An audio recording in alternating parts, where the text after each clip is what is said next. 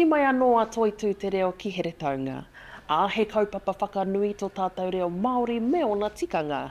He oi anō, he nui ngā kōrero erere haere ana mo tēnei mea te Reo Elite. Nō reira, kei konei ahau ki te kimi, ki te rapu whakaaro mai tēnā me tēnā mo te Reo Elitism. Tērā momo whiu, tērā momo whakapai ka puta i etahi. Mo te hunga kua roa nei, e whaia nei te reo, e akoa nei te reo, ko whakangungua e o rātou kai ako i roto i ngā tini tau, ka eke ki tētahi taumata. Taumata e mene he lead speaker of te reo, tērā karangatanga. Nā moko ake nei, ka rau te kiti te rereketanga, o te elite speaker of te reo, me te elite athlete nei. Nō reira, I tākea mai te kōrero Reo Elites I hea. Kia pono te kōrero, tērā etahi o te hunga, ko eke ki te taumata e kōrero tia nei,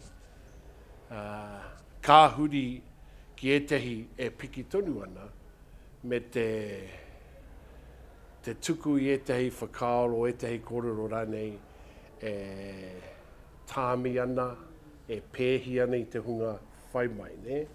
E hara I te mea he kino anake e nei whiunga kupu, engari he mea whakahihiko I te tangata. I'm dead against people lying on the bed trying to teach me about the forest.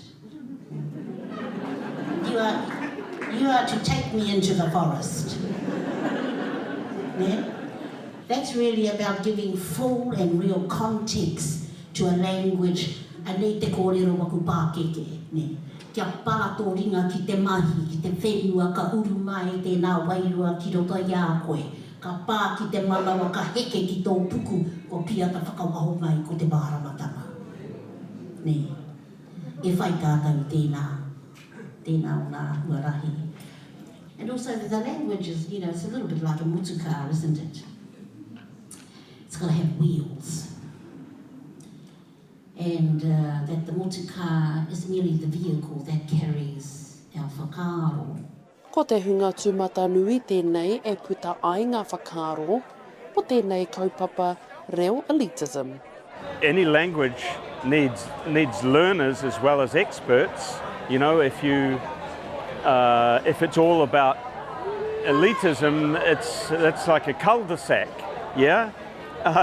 It needs to be an hour, people stepping in and learning and on their journey. I think everyone should be welcomed on the journey. I'm encouraging of people always pursuing better and challenging themselves. The biggest opportunity we have at the moment is to keep moving this movement forward. Not just with Māori, but non-Māori as well. Pākehā, bring them in, let them learn the language, let them understand the culture, because it is the indigenous culture of this country. Tāku, ko tātou katoa, kei runga I tētahi ara. Ko etahi e rere whakamua ana pēr, ko etahi kei muri pēr, e whai mai ana, engari ko tātou katoa kei runga I tāna kotahi. A hau nei, e ako tonu ana I te reo, ahakoa kua whātakau tau au e whakako ana I te reo, e ako tonu ana. A hau no re kārehe mutunga o te ako katai. Tuarua, mea kāre tō kai ako I te whāngai tika I a koe, me rapu kai ako ana. Kia kaha ki te kōrero Māori, mānoa tia te reo, Toitu Te Reo, rahina huata, irirangi, ka hungunu.